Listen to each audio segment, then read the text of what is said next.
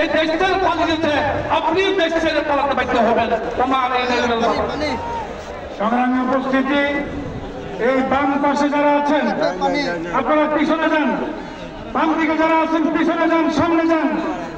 আমাদের সমস্যা হচ্ছে এই ব্যারিকেড আপনারা ভেঙে ফেলছেন।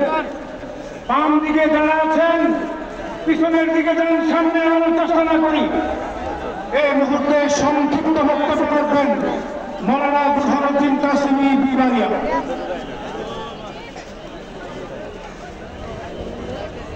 আসসালামু আলাইকুম ওয়া রাহমাতুল্লাহ। উপস্থিত কওমি জনতা, আজকের এই মহাসমাবেশ প্রমাণ করে এই দেশে হেফাজতে ইসলাম দিনী সংগঠন থাকতে এই দেশে কোন কোরআন সুন্নাহ বিরোধী আইন পাস করতে দেওয়া হবে না, হবে না, হবে না।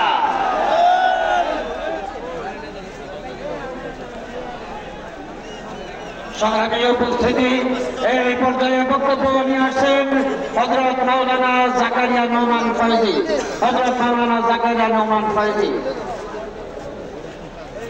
মেহরবানি করে আমাদের মঞ্চের বাম দিকে দক্ষিণ দিকে যারা আছেন, আমি আপনার দৃষ্টি আকর্ষণ করছি, এদিকে তাকান, আপনার সবাই বসে পড়েন। এখানে যারা আছেন মেহরবানি করে বসে পড়েন। এই জায়গাটায় এইভাবে ঘোরাঘুরি হলে আমাদের সকল ব্যবস্থা হয়ে যাবে। এখানে আমাদের সাউন্ড সিস্টেম, এখানে আমাদের এলইডি যে মনিটর, সব কিছুর ব্যবস্থাপনা এখানে। আপনারা মেহরবানি করে বসে পড়েন, এখানে বসে পড়েন, বসে পড়েন। এখানে যারা দাঁড়িয়ে আছেন ওই গাড়ি পর্যন্ত সব লোক বসে পড়েন। আল্লাহ রাস্তে আপনারা বসে পড়েন।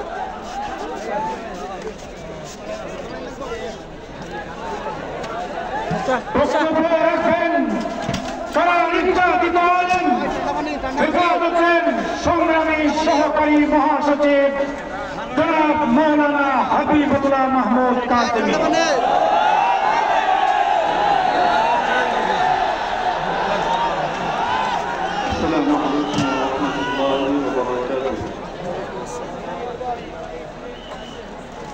রক্তস্নাত কাফেলা হেফাজতে ইসলাম বাংলাদেশের সম্মানিত আমার শ্রদ্ধাভাজন মুরব্বিয়ান, উপস্থিত সংগ্রামী সাথী ও বন্ধুগণ, অদ্ভুত টাইপের কিছু প্রস্তাবনা পেশ করা হয়েছে। দুই একটা শুধু আমি পেশ করে বিদায় নেব।